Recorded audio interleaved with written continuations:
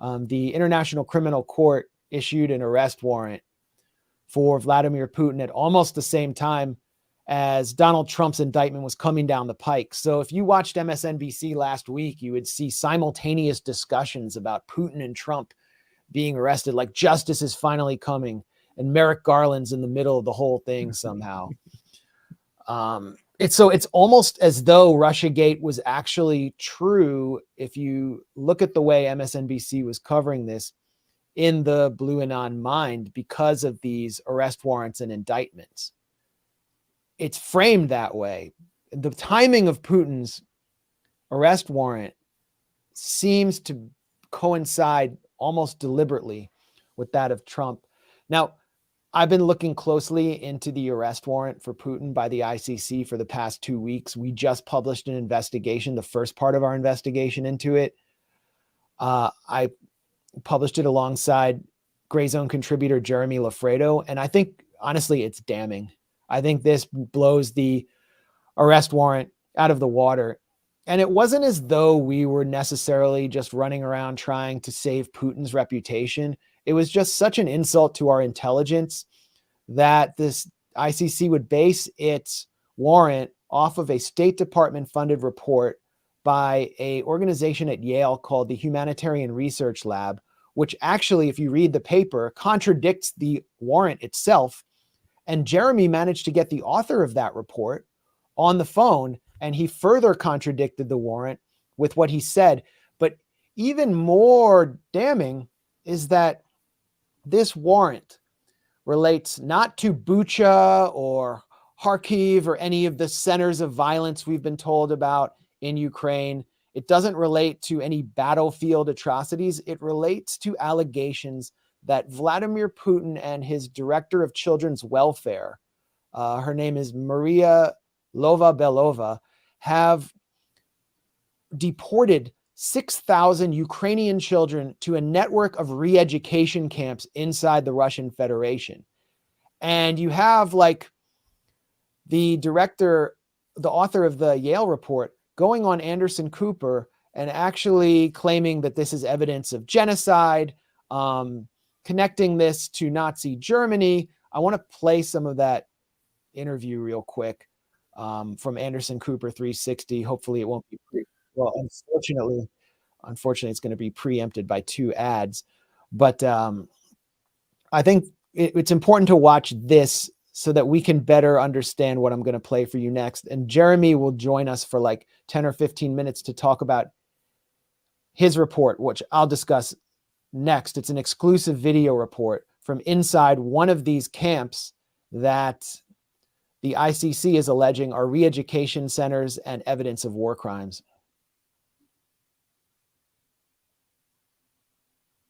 I'm sorry, I didn't share this yet. This is Nathaniel Raymond, the director of the Yale Humanitarian Research Lab, which conducted a State Department-funded report that inspired the ICC warrant against Vladimir Putin. Ukrainian children to Russia, and sometimes even give them military training or forcibly adopt them. Actions, according to the report's authors, that constitute war crimes under international law, possibly even evidence of genocide. The report was produced by the Yale Humanitarian Research Lab as part of a State Department-supported program for gathering evidence of Russian war crimes. It identifies 43 facilities that are a part of a network stretching from the Black Sea to Siberia. Their primary purpose appears to be political re-education. Nathaniel Raymond is the Humanitarian Research Lab Executive Director and oversaw the report. Nathaniel, I saw you call this an Amber Alert for Ukraine's children. Can you just explain what you mean? Well, Anderson, what I mean is that while we know now that at least 6,000 children have been through the system, we think the number is actually far larger. And we are basically dealing with the largest network of children's camps seen in the 21st century that stretches from the Black Sea all the way to the Eastern Pacific coast. It's all satellite imagery. There's no field reporting that's taken place at all. This team did not even attempt to conduct any visits to any of these camps. And you can see with the kind of language he's using, he is invoking the Holocaust and a network of concentration camps. Also recalls the alleged Uyghur camps in China. about 1,300 miles from Alaska. And so in these 43 facilities, we have 4-month-olds all the way to 17-year-olds, many of which have not been able to contact their parents in months. I mean, how is this organized? Who is in charge of this? How high up does this go in Russia? This goes all the way to the Kremlin. The leader of the program is a woman known as Maria Lvova-Belova, who is under U.S. sanction. She is the Child's Rights Commissioner for Russia. And what we identify in this report is 12 individuals, some of which reporting directly to Lvova-Belova, that are not under U.S. sanction yet, or international sanction, including 4 regional governors. And this is very important. Russia is running sort of what could be described as a twisted sister cities program, where communities in Russia are sponsoring communities in Ukraine on an individual town-by-town basis to bring those children into Russia for re-education purposes, including military training in 2 instances. So in some instances, they're actually giving children, teenagers, military training, and they're doing re-education in the sense of sort of Russian-focused re-education. They're trying to make them into Russians. Is that right? Yes, which does constitute a potential crime against humanity and violation of the 1998 Rome Statute and the Genocide Convention. It is illegal under international law, even temporarily, to transfer one group of children to another group for purposes of erasing national identity or ethnicity. That was actually the first trial held at the Nuremberg tribunals against the Nazis after World War II. So more Nazi invocation. The Russians, at least some in the government, they seem proud of this. I mean, it's not as if they are doing all of this in secret. They are embracing this as a national project, it seems. 100%. The primary audience here for what is dubbed a humanitarian project can be described as a performance for Russia's domestic citizenry. At the end of the day, this is part of an effort to rebrand the invasion. But what's clear is that it's a violation of the Geneva Conventions, and we're basically talking about thousands of children that are in a hostage situation. So there it is. He's saying thousands of children are in a hostage situation. They're basically being Russified. Their national identity is being erased, and they're being forcibly deported. And he's putting out an Amber Alert for Ukraine's children. Now, imagine you know very little because you watch CNN. Imagine, or you watch MSNBC, and you don't know that 35-40% of Ukraine's population is ethnic Russian. You don't know that the regions of Donetsk, the republics of Donetsk and Lugansk, have fought a war for the last 8 or 9 years for their independence from the nationalist government in Kiev.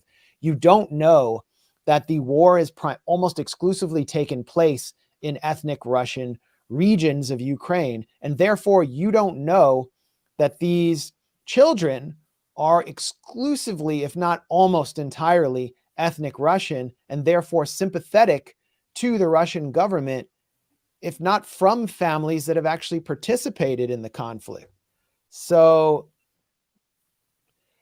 that's kind of some vital context they're leaving out. And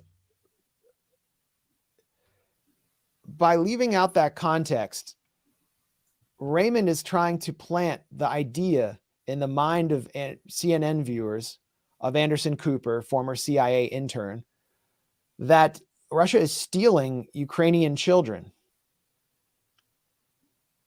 That's what this is about. And his report actually glosses over that in an extremely cynical fashion. Jeremy Loffredo, the co-author of my report, is heading back home, and he's going to join us in a second. But I'm going to read some excerpts that we pulled from this report, which inspired the ICC's warrant. And, you know, the report itself contradicts a lot of what its author said right there. So, let me ask just one question quickly. When he, when Raymond there cited the concept of sister cities, yeah, is he taking sister cities? Is he taking a dig at like the prince of like this notion that happened to diffuse the Cold War, where there were sister cities between the U.S. and the Soviet Union? Is he taking a dig at that there? I don't think so. I think he thought it was a clever line to say twisted sister cities programs. And by the way, he used to work with George Clooney on Sudan, so he's like a PR expert. Oh, so that's a play on the band Twisted Sister? Is that what that is? Yeah, exactly. Okay. D. Snyder. I read too much to take it anymore. Yeah. But what he's doing is he's erasing the link between Donetsk and Lugansk, where the majority of citizens voted to join the Russian Federation, and Russia, and the ethnic Russian population in Russia. So basically what has happened is all of these children have gone to Russia to free programs. Most of them last for like 2 weeks. They're cultural programs, and they're escaping a war zone. They come from very low income families, and they're war refugees. And what Raymond is seeking to do is kind of send them back to a war zone where they could be killed by the Ukrainian government for being collaborators, or just be subjected to war, or go back to homes that don't exist anymore because of the fighting. And then let's look at the Yale report itself, the State Department funded report. It first of all says Yale HRL does not conduct interviews with witnesses or victims. So nobody was even interviewed for this report. Analysts are unable to identify public information about whether a child is returned home, but he just said they're all in a hostage situation. So they don't even know about the status. It can be difficult to ascertain this current status of the child. Yale HRL does not conduct ground level investigations, and therefore did not even request access to the camps. So they admit that the research that informed the ICC's arrest warrant relies on no field research, and that the researchers don't even know the status of the children that they claim to the US public are in a hostage situation. In fact, the paper goes on to acknowledge that many of the children who've attended these camps appear to have returned to their families when scheduled. Many children taken to camps are sent with the consent of their parents for an agreed duration of days or weeks and returned to their parents as originally scheduled. It also says that many of the parents are low income and wanted to take advantage of a free trip for their child. This is a war crime. Some hope to protect their children from ongoing fighting, to send them somewhere with intact sanitation, or to ensure they had nutritious food of the sort unavailable where they live. Other parents simply wanted their child to have a vacation. Again, this is the State Department funded report, which he's saying is a war crime. So where's the evidence of genocide? Well, we can turn to another passage in this report, another disclosure buried deep in the report. There is no documentation of child mistreatment, including sexual or physical violence, among the camps referenced in this report. Now, I checked the footnotes, as I did with Adrian Zentz's research on the Uyghur camps, and found tons of flaws, as I did with Zentz's research. And one of the most glaring flaws was a citation which was used to back up the claim that children are sent on Russian government airplanes and trains. I guess the trains is used to kind of evoke cattle cars or buses to this network of re-education camps. So I followed the citation to an article by RIA Novosti, which is a Russian state media organization. And I read the article that they cited. And like the authors of this report, who have tons of money from the State Department, I used Google Translate. They actually didn't even have an in-house translator. They used Google Translate for everything. So this is about a camp in the Russian town of Magadan. The children are all from Donetsk. And here's the testimony of one child about this horrible re-education center. While we were driving from the airport, we were very impressed with the local landscapes. I like to walk in the fields, pick flowers. It's very interesting to see nature. All kinds of beautiful views. When we were driving, I saw small rivers flowing from the mountains. Very beautiful. The views are gorgeous. Well, that testimony was omitted from this report. And along with the fact that the children are ethnically Russian, largely identify with Russia, and have faced human rights abuses under a Ukrainian government which has banned their religious denomination, the Russian branch of the Orthodox Church, sought to outlaw their language, the Russian language, banned it from universities, and has attacked the ethnic Russian population violently for 9 years. All of this is left out, and the ICC prosecutor has never been confronted with any of these flaws. But as I said, Jeremy Loffredo did get Nathaniel Raymond on the phone. I don't know. Jeremy's here now. So let's bring Jeremy in, and we're going to play some of his exclusive video report for you and talk to him about his conversation with the author of this very flawed report. Welcome, Jeremy. Thank you. So any thoughts or opening statements before we just play a short excerpt of your video report from inside one of these quote unquote re-education camps? Or maybe you want to introduce that report. Yeah, so I was there. I was in Moscow in November, and I was invited to go check out one of these. They called it a school that had children from Donetsk and Lugansk, and they were practicing music. I was there. I thought everything was, really great. These kids were learning music. They were eating. They were away from the front lines. It seemed like a beautiful program. Fast forward 4 months, I'm seeing camps like these being accused of war crimes and human rights abuses and evidence of abduction and kidnapping. And I'm thinking, this is the same thing that I saw. So I went back and I looked at all my interviews and all my footage, and that's what the report is. Okay, well, let's take a look at this excellent report, another excellent report by Jeremy. This is like a documentary style report from inside the Donbass Express. Re-education camps, but that assumption would be wrong. I visited one of these camps 4 months ago, unaware that it would be so important to future war propaganda. In November, I was on assignment for Rebel News in Moscow. Mostly, I was doing streeters, seeing what regular Russian people thought about the war. But after meeting someone whose wife was pretty important on the Russian music scene, and after introducing myself, I was invited to an old Soviet-era hotel in Pokrovsky. It turns out it was one of these so-called camps or schools that prompted allegations of kidnapping, abduction, re-education, and eventually an ICC arrest warrant. Funded by the Russian government, this hotel was turned into a makeshift sleepaway camp for children from Donetsk and Lugansk who were interested in the musical arts and whose parents wanted them away from the front lines. They called it the Donbass Express. I was able to look around and speak to children and teachers. The children stayed in the hotel, and the teachers slept in cottages that surrounded the property. Peter Lundstrom is a professional violinist and a teacher at the school. Но эта школа называется Донбасский экспресс, потому что здесь сейчас, благодаря поддержке государственного фонда президентского, мы смогли привести сюда 80 детей из Донецка и Луганска. Это талантливые музыканты, которых мы привезли на 12 дней сюда, и вот здесь они живут все вместе с нами, получают уроки у замечательных, выдающихся преподавателей, слушают концерты, получают новую информацию. В общем, такая история.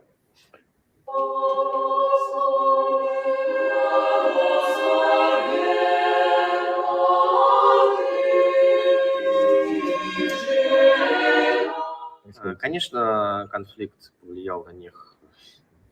Многие из них потеряли свои дома. Многие, некоторые, по крайней мере, потеряли своих близких. В зоне конфликта они фактически не могут продолжать профессиональную деятельность. В том же самом Донецке не работают ни филармонии, ни учебные заведения, ничего. Это все исключительно дистанционное обучение получается, что, конечно же, для музыкантов пагубно невозможно. Да, они могут вернуться. Мы надеемся, что очень скоро мы освободим, liberate Донбасс, и тогда они смогут вернуться к обычной жизни. AG1 is so much more. Well, we'll just interrupt that during the ad. Jeremy, you talked to Peter Lundstrom. He was the instructor of the students there. Talk a bit about your exchanges with him while visiting the camp, but also since this report has come out. I know you've been in touch with Peter. What does he say about it? Well, I went to the camp. I was invited the same day. No one knew I was coming. He was very welcoming. He gave me a tour. He let me watch them play music. He let me speak to the kids. He even asked kids, because they trust him, they like him. I'm walking around. I don't speak Russian. Clearly, I'm an American. He's asking if they would maybe talk to me on camera. he invited me to have lunch with everyone. They have like a lunch cafeteria type thing where they have 3 meals a day. Everyone, all the kids are laughing and having fun, and they go back and they play their music. Very welcoming, very nice guy. I spoke to one other teacher there, similarly very nice. He's a professional violinist, so he's normally touring around Russia. And so he actually stopped doing that to help organize this camp because he wants to do what he can for the children in Donetsk and Lugansk.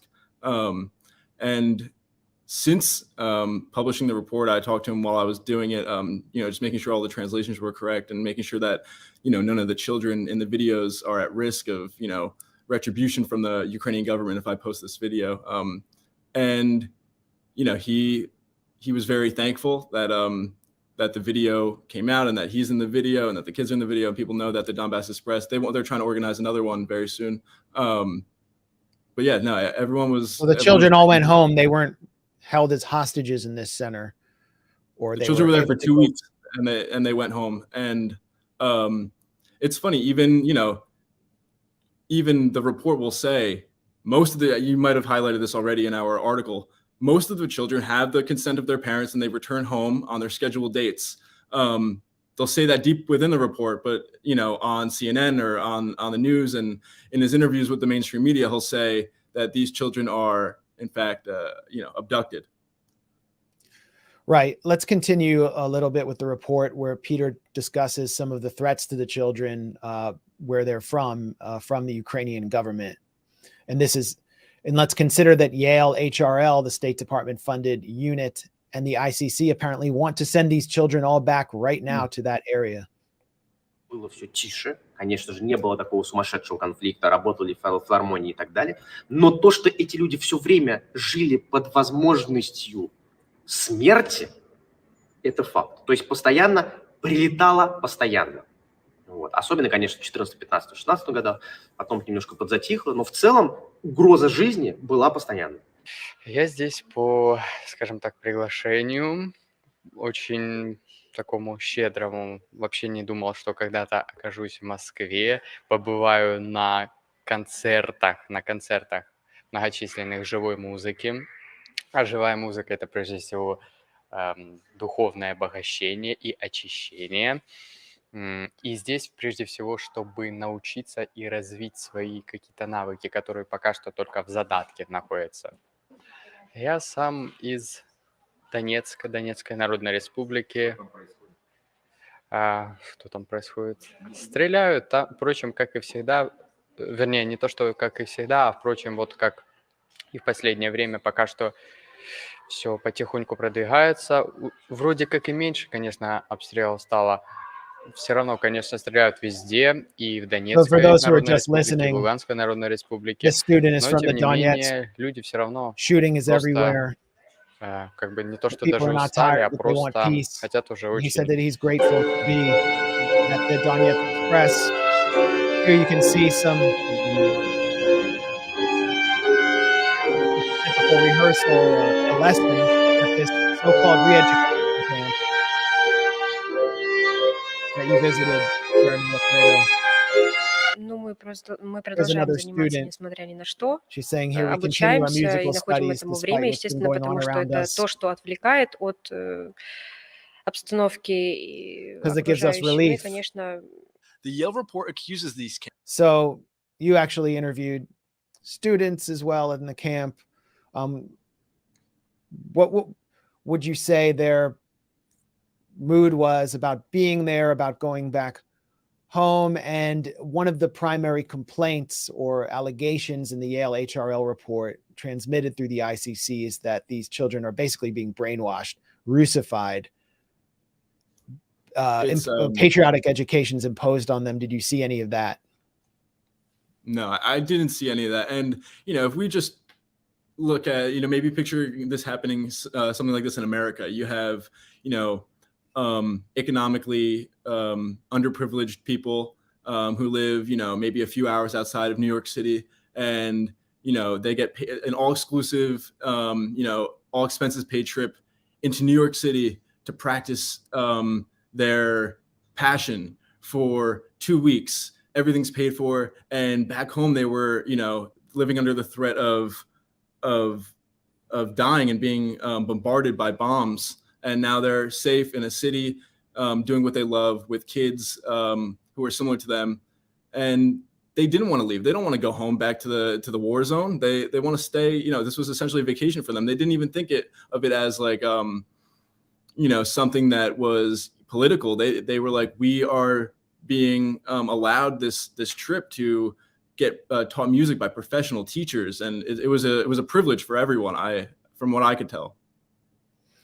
And you got to speak to the author of this Yale HRL report, which has inspired the ICC warrant against Vladimir Putin, about your experience at the Donbass Express. And you essentially conducted an interview with him about his own work.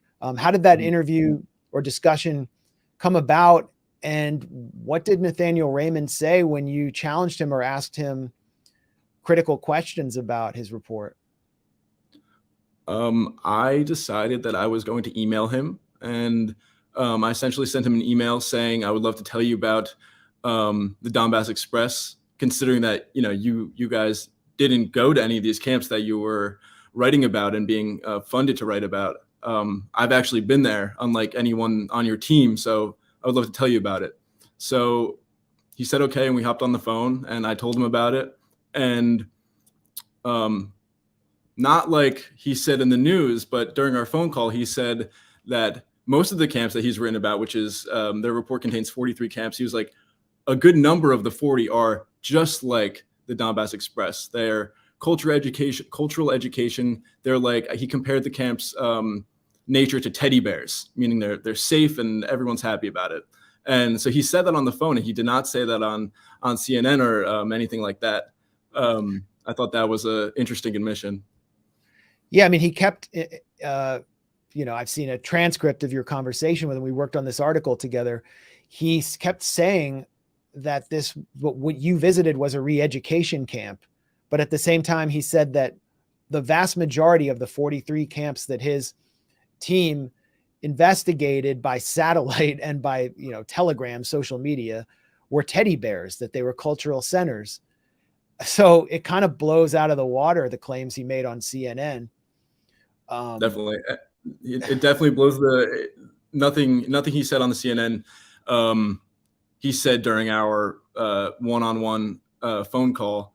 And another point I'll highlight from the phone call is, in the beginning, I said, why don't you go to any of these camps? Like, why, if you're going to, you know, do this giant report that's going to influence a international criminal court arrest warrant for the president of Russia, why didn't you just try to go to one? And he said, well, we're considered extensions of U.S. intelligence in Russia, so we would never be allowed to do that. And insinuating that he's not an extension of U.S. intelligence. And then later in the call, he says that they are in contact with U.S. intelligence. They're getting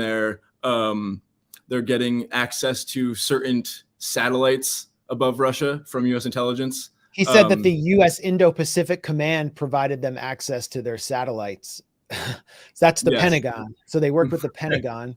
And he also stated that the U.S. National Intelligence Council, which basically coordinates between the CIA and private policy, like think tanks and policy groups, applied a lot of pressure to his team at Yale to document the Russian government's operations after the Russian military entered Ukraine. He said that U.S. intelligence put pressure on the Yale team to come up with something. Those are his direct words. Well, listen, that's damning. When I, a few days ago, was just pointing out on Twitter, just randomly, because I haven't looked into this like you guys have, and this is incredible what you've done.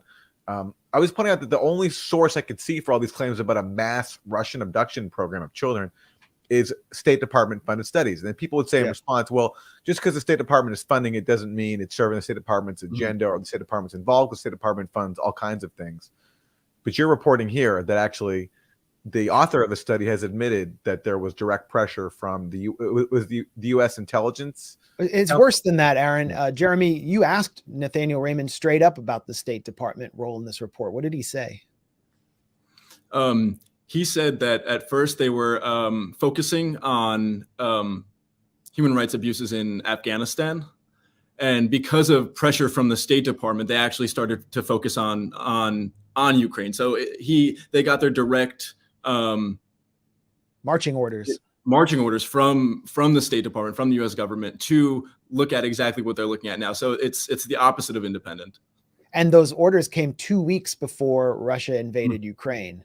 So as the U.S. intelligence apparatus was starting its whole drumbeat about a Russian invasion, while Ukrainian forces were massed at the contact line and starting to shell the Donbass, he got his marching orders. So the State Department appears to have been guiding this whole project.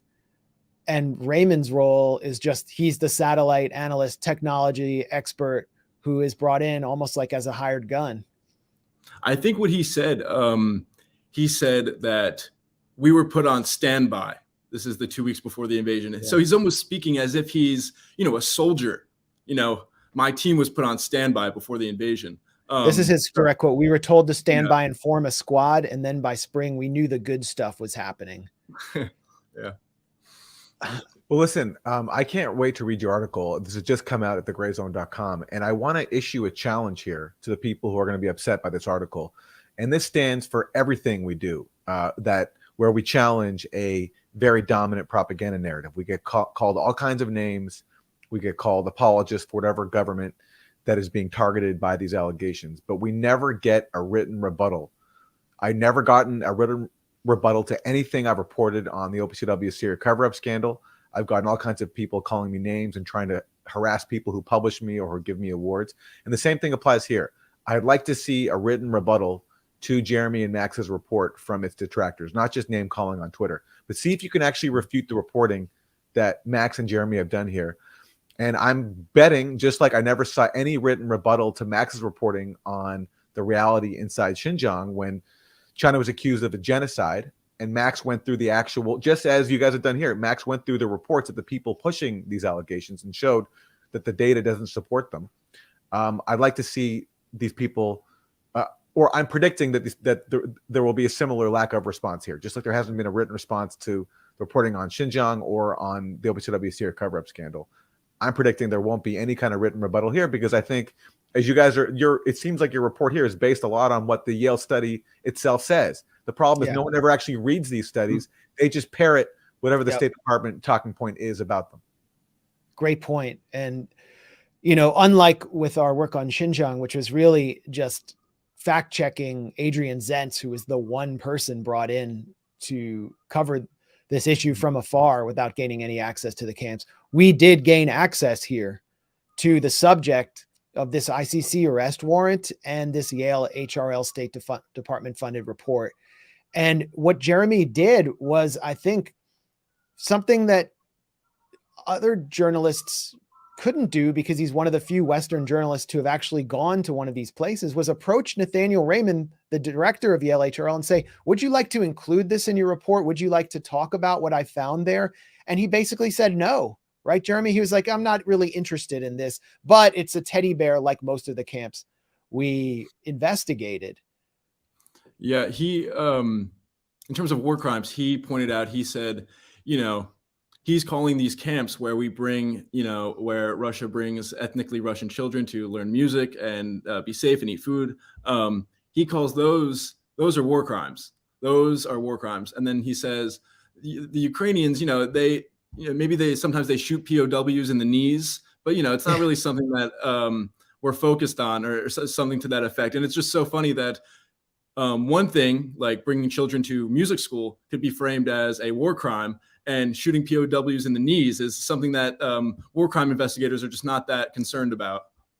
Yeah, there's an amazing part of your interview with Nathaniel Raymond where he said that his team had actually was looking at Russian strikes on Ukrainian grain silos, and they found that one silo exploded, generated such a massive explosion, like bigger than the Oklahoma City Federal Building, that they suspected strongly that there was a weapons munitions factory being maintained by the Ukrainian military in that silo, and that they had essentially uncovered evidence of Ukraine planting military facilities in civilian infrastructure, which Amnesty International mentioned in its report that it later apologized for. And he said, well, but we can't prove that. We can't really prove that. So we're just going to move on to this other thing that's supposedly much worse, which is Russian children getting free music lessons. Exactly. And amazing. I going to extend an invitation to Nathaniel Raymond to defend his report with me and Aaron and Jeremy. And, but he, on the record, made all of these statements, which discounted many of the statements he made on Anderson Cooper. And again, if you read the Yale HRL report, it's not exactly what it's being presented as by the ICC or US media. And why, Aaron, do you think this ICC arrest warrant is significant? I mean, what does it accomplish? Well, the same reason all of these, really consequential allegations are so important that we debunk, or that at least that we assess, is because they're used to further war. They're used to sabotage diplomacy. They're used to justify sanctions. You can, that's the case with the genocide allegations in Xinjiang. That's the case of these chemical weapons allegations in Syria. Back after the earthquake in Syria recently, a few days afterwards, Ned Price of the State Department was asked whether or not the Biden administration is going to lift some of its sanctions and engage with the Syrian government. And one of the things that Ned Price said is that we can't engage with the government that gasses its own people. So these allegations are so foundational to the propaganda narratives needed to justify imposing actual harm on civilian populations in these targeted countries. And same here with Russia. If you indict a president of a country for war crimes, it makes it that much more difficult to make peace with them and to end this proxy war that has been so catastrophic. So you need these kinds of allegations to justify continued war, because the argument is, we can't make peace with someone so diabolical. It's really actually a fig leaf to cover to continue diabolical policies that hurt people on all sides, especially in Ukraine, who are the foremost victims of this whole crisis. You couldn't have said it better. If any U.S. president or Western official sits down with Putin or communicates with Putin, now they'll be accused of communicating or attempting diplomacy with an accused war criminal. The Serbian president, Aleksandar Vučić, has said this himself. He said this ICC warrant is designed to prevent diplomacy, which was also the point of Russiagate, to prevent Trump from conducting diplomacy over missile treaties with Putin, for example. And this is part one of a two-part investigative series. I'm going to provide the history of the ICC prosecutor, who's a new prosecutor, and how he is essentially captured by the U.S. And the U.S., which is not a party to the Rome Statute, which has repeatedly assailed and sanctioned the International Criminal Court, has now turned around and decided that they love the ICC.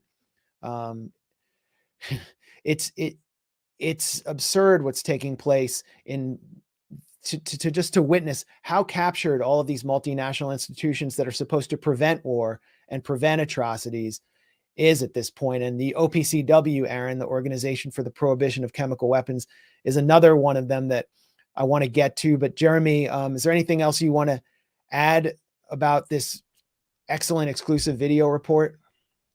I would like to highlight, going back to people who would like to write a written response or criticize this report, how many layers of information that we have. We have the ICC report. It's debunking itself with claims that are contradictory to claims made in other parts of the report.